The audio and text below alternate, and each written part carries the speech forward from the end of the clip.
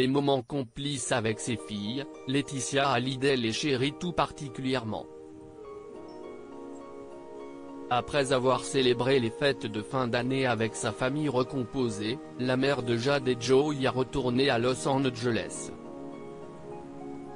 Dans la Cité des Anges, les sœurs ont repris le chemin de l'école. Mais pas question pour la mère et les deux adolescentes de retomber dans la routine californienne. Mercredi 29 janvier d'ailleurs, elles ont partagé un tendre moment que Laetitia Hallyday s'est empressée de partager sur son compte Instagram. En story, on la voyait entourée de ses deux filles dans un café de la ville américaine en train de boire un thé matcha. Lunettes de soleil sur le nez, la veuve de Johnny Hallyday était visiblement très heureuse de partager quelques heures avec ses deux filles, qui elles aussi arboraient de larges sourires.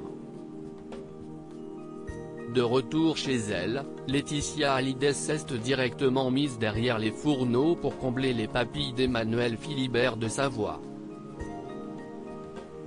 Et le résultat donnait l'eau à la bouche. L'époux de Clotilde Courreau, visiblement épaté par les talents culinaires de la compagne de Pascal Ballan, s'est empressé de partager le repas concocté par son ami sur les réseaux sociaux.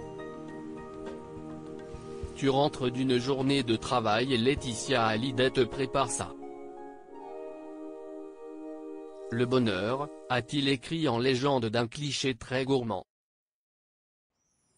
Une soirée détendue qui a donc dû changer les idées de la veuve du taulier. Il y a quelques jours, elle avait pourtant des raisons de sourire.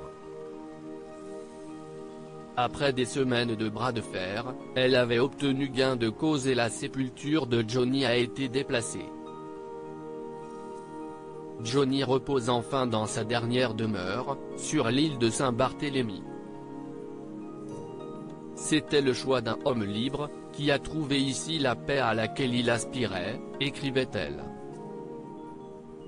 Laura Smet n'a pas le temps pour les mauvaises ondes sauf que le clan de Laura Smet n'avait pas tardé à monter au créneau. Le cinéaste Nicolas Boilamy avait tenu à partager un message au vitriol.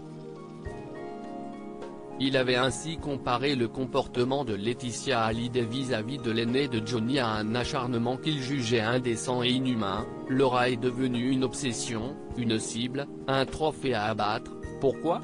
Pour une reconnaissance qui ne veut pas être partagée alors qu'elle est immense ? Pour un peu plus de lumière ?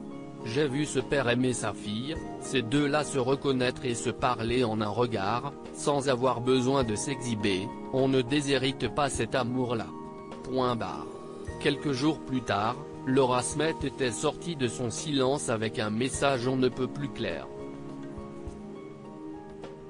Je n'aille pas le temps pour les mauvaises ondes, écrivait-elle sur Instagram.